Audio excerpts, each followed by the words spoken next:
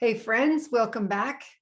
Last week we talked about overwhelm and we got into identifying things in our life zones and how they can contribute to our stress and feeling overwhelmed. And we learned how to map them out and understand which areas of our life are crying out for attention, the ones that are causing stress, so that we can separate those ones from the areas of our life that are happy and healthy. And we started resolving some of those stressors and triggers and preventing them from bleeding over and causing life to feel overwhelming all over. And it's great to be able to appreciate and enjoy and even revel in the good things in our life without it being tainted by the things that are stressful. So being able to separate those things and calm down the ones specifically, intentionally, in a targeted way that are causing agitation in other areas of our life. So how has your week been? What does it look like as you've paid attention to this kind of overlap and overwhelm? And have you been able to rein in that overwhelm at all? I have finally let go of some burdens that I've been carrying with me for a very long time. And I feel so free. It is unreal. It's amazing. I'm so happy for you. Thank you. Yeah. Thank you. Woohoo! Beautiful. So as you're feeling that relief and that freedom, can you notice, looking around the other areas of your life, any retreating of anxiety or stress that may have been infiltrating those other areas from this one difficulty? Actually, three things completely went away with it. So once I had it established and an understanding came and my fear dissipated, it dissipated in three full areas, completely gone. Wow. Because I realized they were all centered on that one particular root cause. And I've been looking for all the different reasons for years that it would affect me on these levels. And it was all from one root cause. And once that fear was gone, it was gone in all three of those areas. That's incredible. Wow. It was amazing. It really is remarkable, the effect of one significant stress Yep. on our whole lives. Yep, it really is. Wow. Thank you for sharing that. That's amazing. You're welcome. Anybody else? All right. This week, we're going to take another step forward and we're going to talk about relationships. One of the big things that people in society deal with is building healthy relationships, enjoying fulfilling relationships. And we're going to talk about it, whether it has to do with a spouse or a child or a parent, a sibling, a coworker, a neighbor, whatever it is, whatever the relationship, the things we're going to talk about today can help all of those areas, all of those different types of relationships. The big key to this is being non-reactive. When we are non-reactive, things shift. Reactivity can destroy relationships. So we're going to talk about reining those things in. When we manage our reactions to what people do and say, we stay in a healthy space. It helps them then feel safer and less reactive. So if they come at us with something stressful or difficult, and we can stay calm and unthreatened and non-reactive, we can be steady and calm and strong in our space. And what that does for someone, you may have seen it already in your lives when you've been able to do this, is that they start calming down. That fire, that panic starts self-soothing because they realize they don't have to be defensive. They don't have to be angry to be heard. They don't have to be loud to be heard. They don't have to be dramatic in order for you to hear them and understand them. You can stay present and calm and let the information come in and the understanding come in, while all the agitation, the anger, the fear, their reactions just kind of either bounce off of you or roll off your back like a water off a duck's back. This is a superpower, and it can change relationships dramatically. I learned this from firsthand experience. Our oldest son is on the autism spectrum, and part of the wiring of these kiddos on the spectrum is that their stress response is so sensitive, and their reactions can be quite often very overreactive and very dramatic. And all these years, of dealing with our own unresolved trauma, we have been less than perfect in our reactions to him. But as we've been healing, as we've been identifying all of the unresolved trauma, working through it, healing it, becoming stronger and more peaceful inside ourselves, we have become less reactive when he is triggered. So when he is struggling and getting overwhelmed, I no longer react. I no longer have an automatic reaction and feel threatened. And he's taller than me too. So it got to a point where I was feeling pretty triggered and stressed myself, and we'd go toe to toe. But again, after recognizing and resolving so much of the underlying trauma in my life, from everyday trauma or big trauma, or it doesn't matter, it all adds up and all causes us to feel unsafe and vulnerable. So no matter how long it takes him to calm down these reactions and to learn how to manage the autistic sensitivities and vulnerabilities, it doesn't matter how long it takes him to master those things. I can create a safe space for him. Every time he gets triggered, I can stay calm. I can stay peaceful. I can create an environment for him while he can process what he's feeling, whatever fear or frustration or whatever triggered him. He has a safe space to unload it, talk through it, process it, understand it, and learn from it even, and be able to calm down and move on. This is huge. And I realize that that kind of scenario isn't just with people on the autism spectrum who tend to be more defensive in these moments, who tend to be overreactive, who tend to feel threatened very easily. So I can be better and our relationship can get stronger because I can handle whatever he brings, whatever it looks like, and hear the real need and answer it better. Because that's what's happening when somebody is reacting.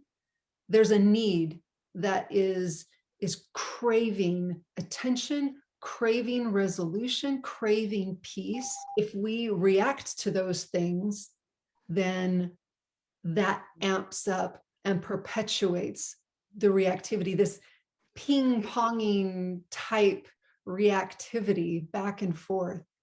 It can be really difficult to resolve things and to help someone feel peaceful when you're creating a space that isn't safe for them because you're reacting, because I was reacting, that made him feel less and less safe.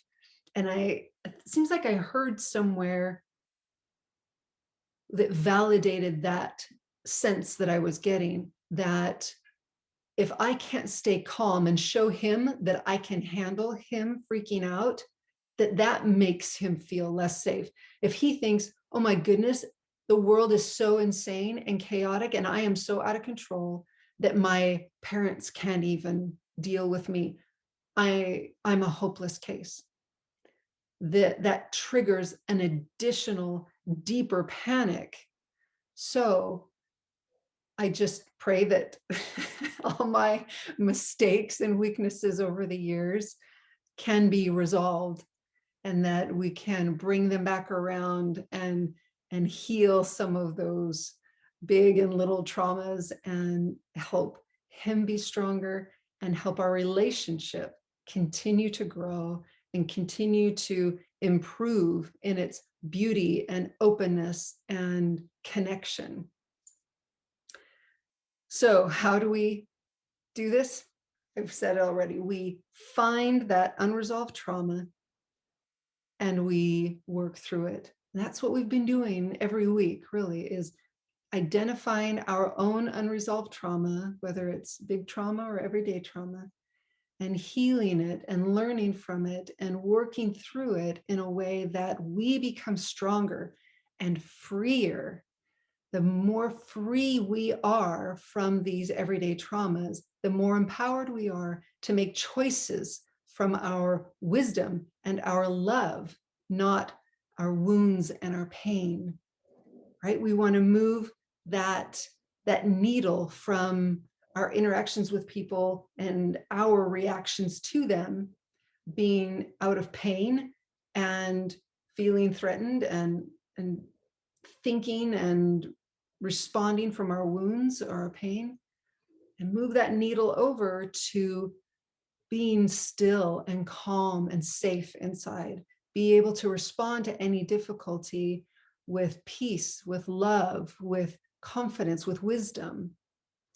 And this work is a wonderful supplement to all the other things that you are doing in your life to be good and do good, right? This is just another tool in your toolbox to help you resolve those things in your subconscious that causes you to look back on an interaction and think, oh, I wish I hadn't said that.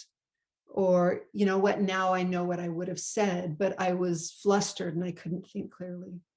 Those are the kinds of things that can be facilitated and resolved with this kind of work. You can get into a difficult situation and think clearly and be able to analyze from your wise experiences and growth and learning across your life and the love that you have for the person in front of you, and be able to respond exactly how you want to respond to them. Now, just a side note, there are people in the world who don't have loads of unresolved trauma. They have a gift, a beautiful, wonderful gift of being able to go through life and see a difficult situation and process in their wisdom already, process and think through it and be able to move through the experience in a way that every difficult feeling or thing they saw or heard or felt is resolved. It has a clean slate to get processed on, and then it leaves it clean when it goes. And these people are beautiful and amazing. And it's possible for us to become like that, to move toward that, to experience more freedom and more peace inside and not have to react. But for the rest of us who have a lot of unresolved trauma and deep wounds that we live with and through every day, let's engage these tools and work through an exercise where we can learn to communicate better with people that we want to build these relationships with. We can be more sensitive to their needs. We can be more generous with our time and our love, and we can set healthy boundaries.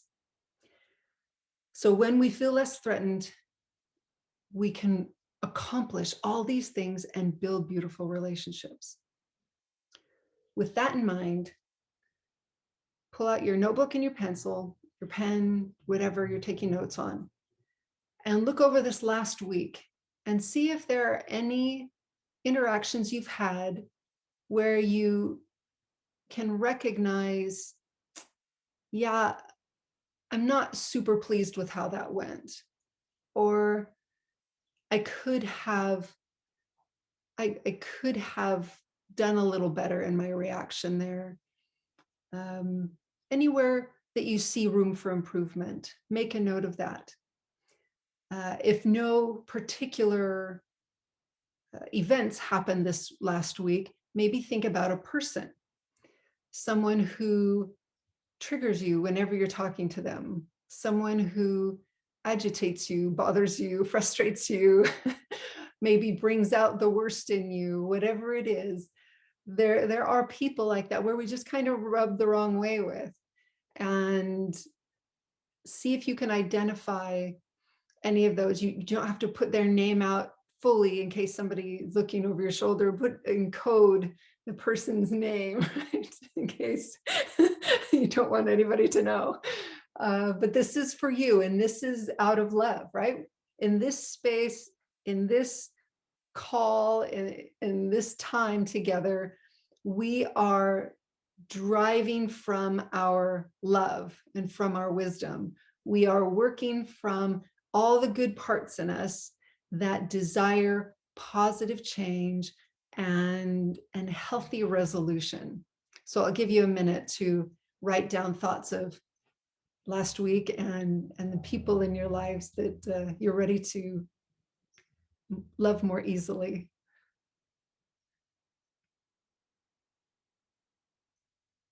When you're ready, feel free to unmute yourself and share some of your thoughts. Share something that you've learned. And then we'll come back in a minute and work on these things. Tiffany. Yeah. I've always known that I need to work on this, but haven't known where to approach it from, I guess. Great. Is staying regulated, with my children. Yeah. Always been a struggle for me. And my husband, like, we learned about this before we had kids, and my husband has been amazing at it. Like, it doesn't seem like it's as hard for him as it is for me. Yeah. And so I tend to get deregulated a lot easier. Yeah. And I don't want to be like that. But Awesome. That's great. That's great awareness. I'm glad we're giving you a framework to address it. All right. Thanks, Christy. Anybody else want to share one of their struggles? All right.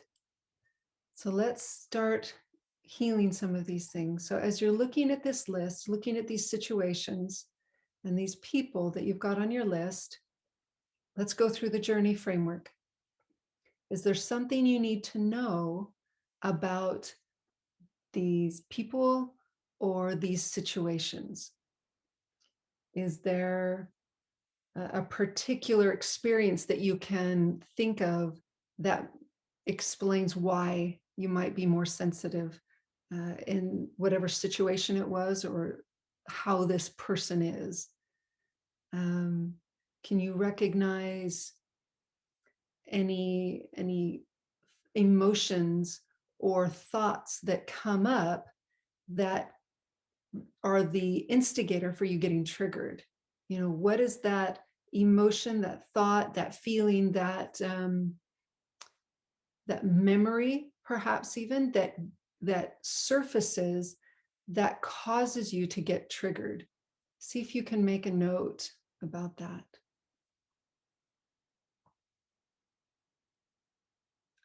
Then let's ask, what lesson is there to learn? Is there a message in the experience that you had last week where you didn't react the way you wish you had? Or is there a lesson in that this person is in your life to teach you, right? Because people come into our lives for a lot of reasons. Some of those reasons are really good, and some of those reasons are to test us. I believe that wholeheartedly. Sometimes a person is just in my life to test me. And the sooner I figure that out, the better it is, because the sooner I can resolve what I'm reacting to, and I can regain that peace and that steadiness, and I can stop thinking bad thoughts about that person. So what lesson is in the difficult experience this last week, or in that person that is in your life to teach you something? What are they trying to teach you? Or what is God trying to teach you through that person? Take a note now. I have a question. It's not last week by any means. It's been years and years and years ago. Yeah. When my kids were younger, I had a friend that her husband worked all the time and was a student also, was not very available. So she would call me like 1 to 3 times a day. And I don't think there was ever a conversation shorter than an hour. Wow. And I hated the telephone. Every time it rang, I hated it. And when we moved away from that place, and so I wasn't around her all the time, she didn't call me all the time. It taught me to set boundaries, but one of the ways I set boundaries is to just not let people in that far. Oh, yeah. So that they feel like they can call me, or try and demand that much of my attention. So I realized that I don't have close friends anymore because I don't let people get close enough to make demands. So how do I fix that? Oh, that's great. That's a great awareness. And what it is just a wall you've created. It's just a protection that you created the only way you knew how, for self-preservation. You didn't know any other way to keep you safe from those really uncomfortable situations. And so what you want to do is write down, if there's anything else besides what you've acknowledged, what else do you need to know? What's the lesson? Is there anything external you need to shift? And then what's there to heal? So let's just go through it with you. So is there anything else you need to know about this awareness that came up? Because it's perfect. It surfaced and says, I'm ready to heal. So is there anything else you need to know about it? I don't know, other than just it made me feel like I was not in control of my life and my time. Oh, wow. Okay. So that's a big threat. That's totally real. Okay, that's good. Is there a lesson in that as you are looking to move beyond it? Well, I don't have to let people do that. I don't have to stay on the phone with them when they're making it hard to get off. Right. You can create healthy boundaries. Yeah. Right. So redefine what those boundaries look like. Yeah. And I haven't been good at healthy boundaries. And so I just have a boundary. Okay. So what do you think that might look like? Recreating a healthy boundary. Well, now we have caller ID. I mean, this was in the day of court, or phones attached to the wall. So I had a long cord that plugged in between the wall and the phone, and I had a really long curly cord between the phone and the earpiece, but I could only go as far Yes. as those cords would let me. And so now my phone can go wherever I go, but still you have one hand. You only have one hand to do stuff with. So maybe identify where you want that boundary to be. And it can be different with every person, right? Yeah. I mean, your sweetheart, it's, they're pretty flexible boundaries, right? But with an acquaintance, it's going to be a much different boundary. Yeah. And maybe that boundary looks like you'll call back when you see the person's caller ID come up. You'll check in with yourself and say, does it feel good to answer the call right now? And if it doesn't, then don't. And just make a note to call them back. There's no crime in that. There isn't some answering the phone police saying, you just, ghosted her, right? Yeah. That doesn't exist. But what it can do is buy you some time. Maybe you can sit and think, okay, why do I feel unsafe to answer that call with that person?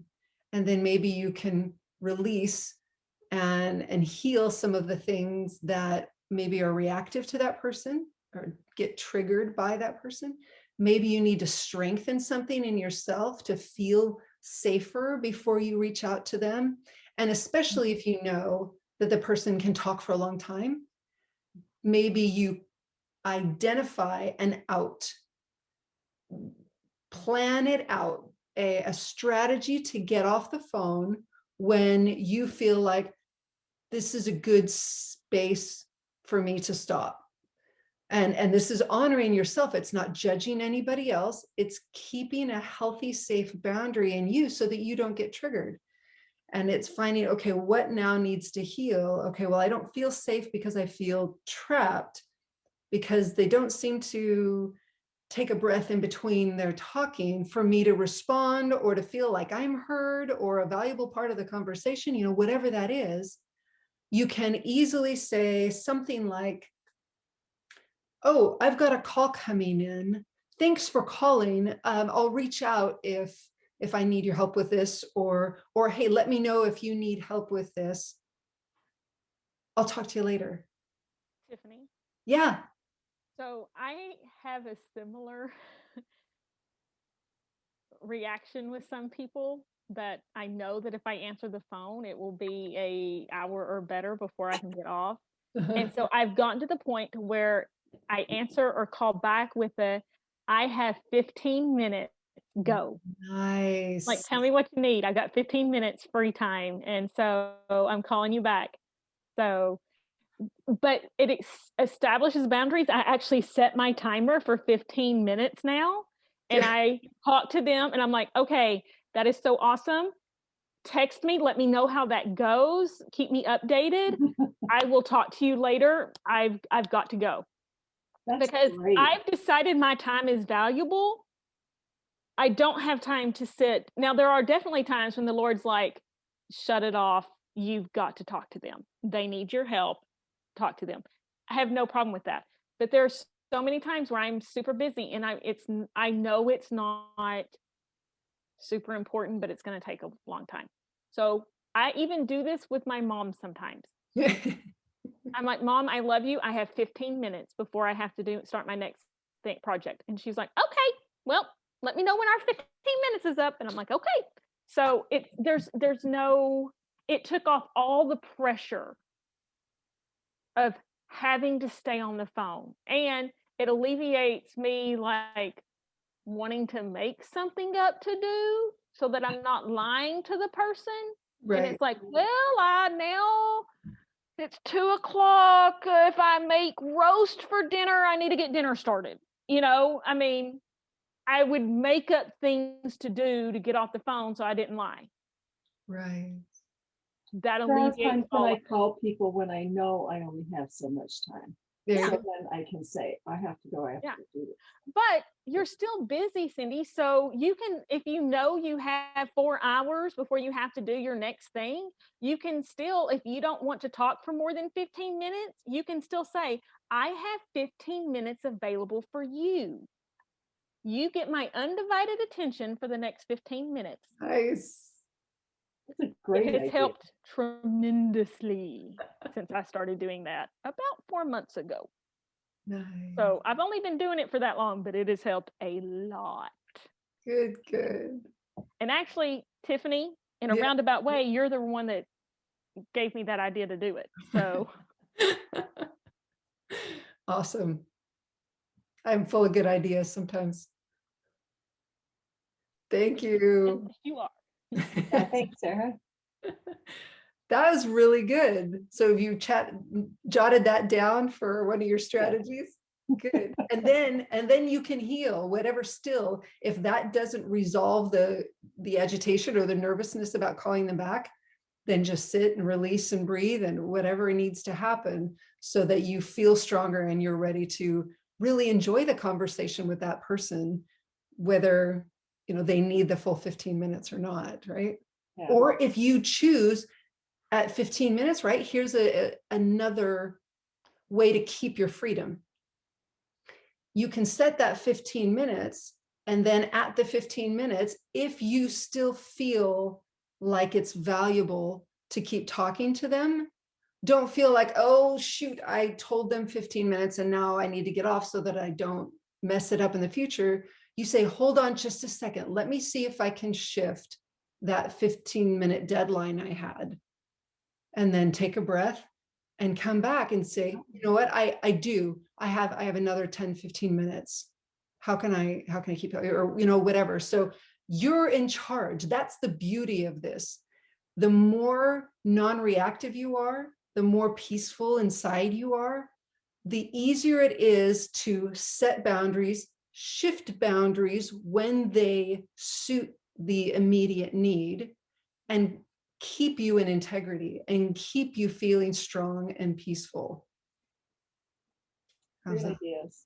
Good. Okay. Thank you. So now as we're looking at this specific situation and creating new boundaries, it's going to be, again, different with each person, whether it's on a phone call or it's in person or whatever it is, a behavior with certain people, whatever that is.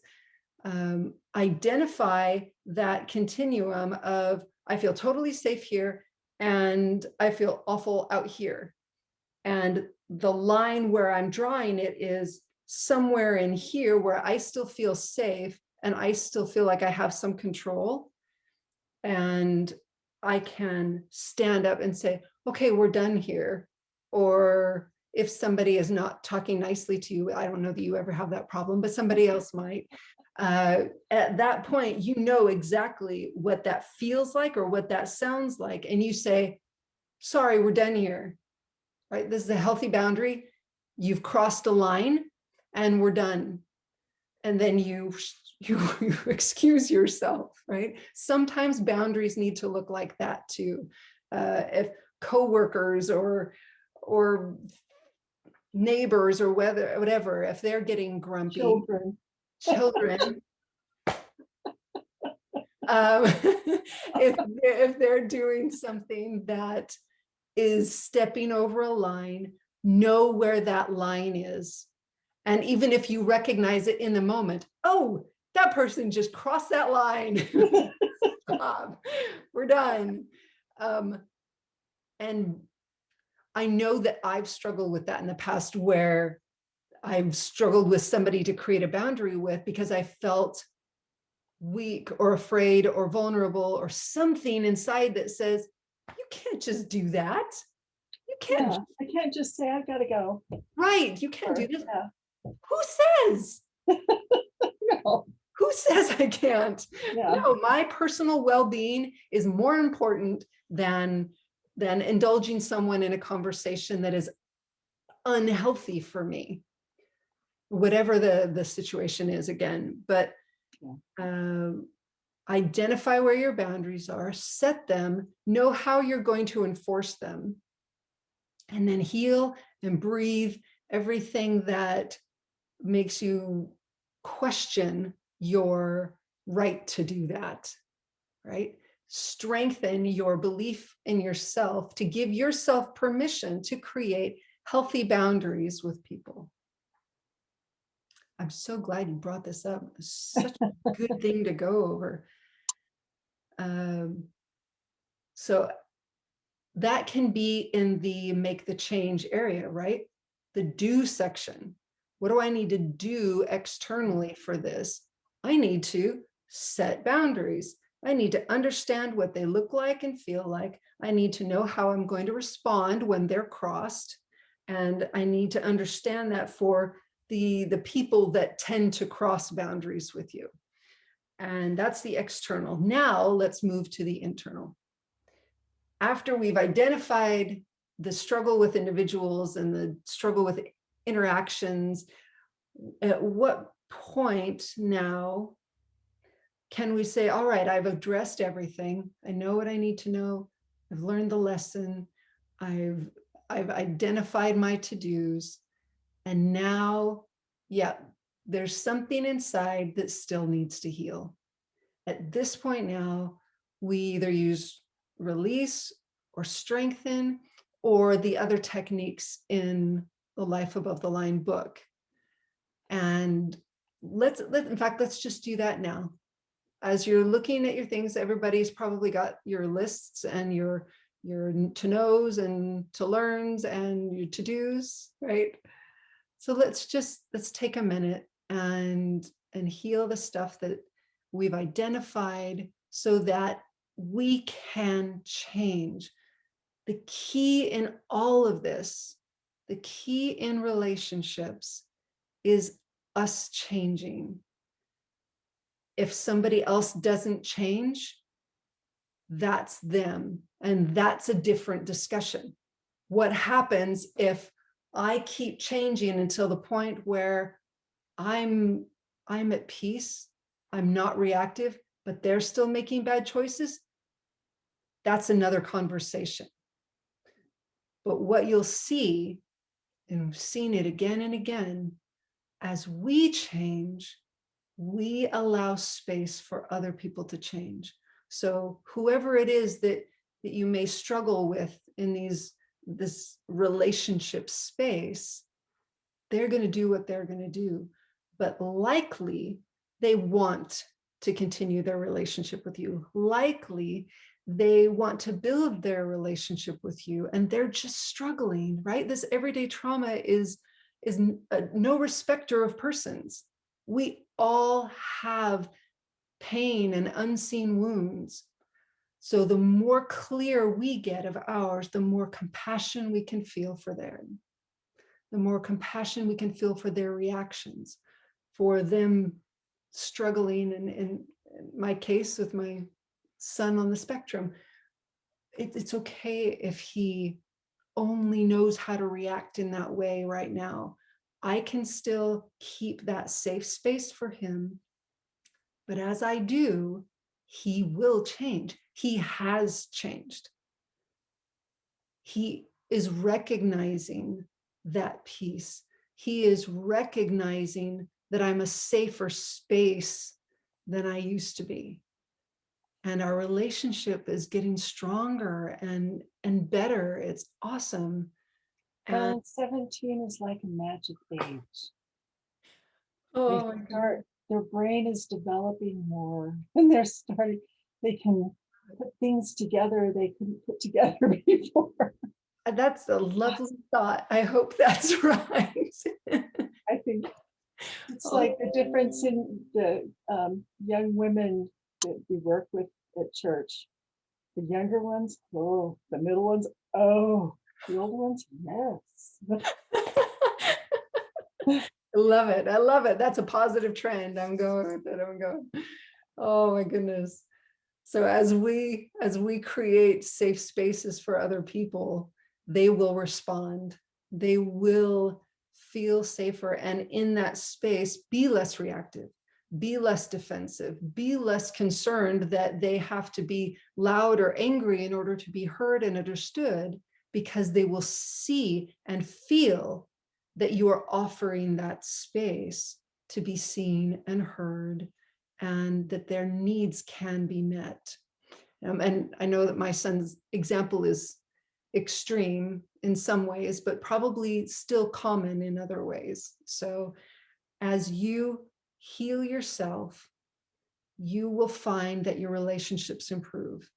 And the ones that don't, then you get to manage those in a different way. And maybe we can do a call like that later.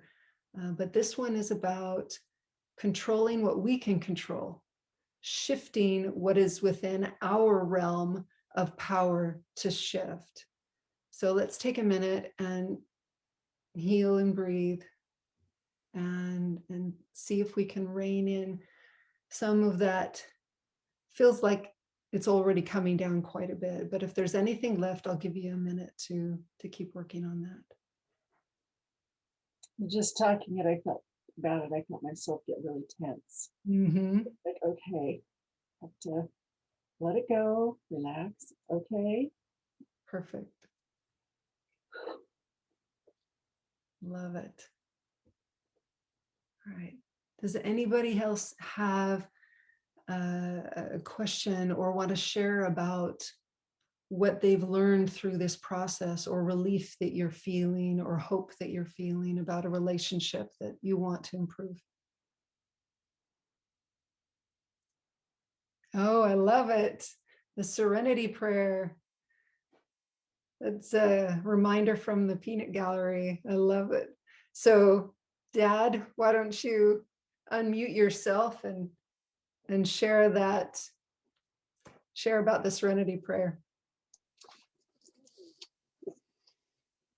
Lord, give me the strength to change the things that I can change, and give me the strength to not change those things that I can't change, and then give me the wisdom to know the difference. It's powerful. Thank you. Perfect reminder. That can keep us going as we're working to progress. We're in the middle of the journey, and it might be hard to see those changes happen, and they probably don't happen as quickly as we want them to.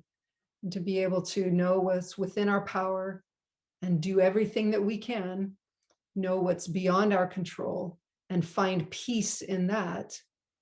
And then definitely the wisdom and the discernment and the clarity to know the difference. See, there's a book called that. I'm typing in the name of the book that a counselor gave us to help with one of our children. That just, okay, it's called The Anatomy of Peace. Yes, I've heard of that. It's excellent. It's excellent. And it really does help understand dealing with difficult situations and difficult people. I haven't applied it really well, except for maybe to this child, but I need to use it in other relationships. Awesome. That's great. These external bits of wisdom and frameworks that can help us structure our response to these situations. And then we plug in this healing work to help with the underlying and the subconscious pieces that we can't get to.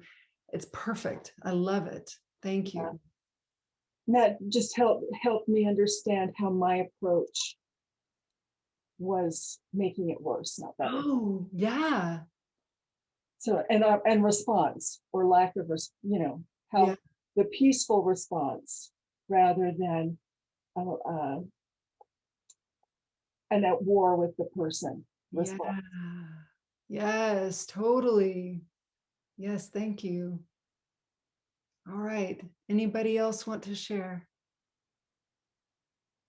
Well, I invite you to pay attention to how you react to your loved ones and the people that you want to build relationships with, and want to improve your relationships with this week and ongoing as well.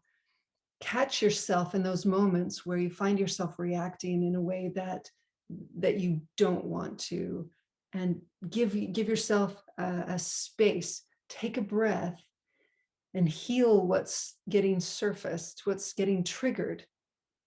Heal that down so that you can feel steady, feel clear, and then you have the freedom to choose how you will respond in these situations and with these people. I know this will improve your relationships, and you will have more peace and strength as you move forward. So remember to keep track of these experiences in your notebook so that you can recognize your progress along the way. Any last questions or thoughts before we wrap up? Just thank you. Oh, you're welcome. Thank you for being on the call today, everybody. We'll see you next week. Thank you.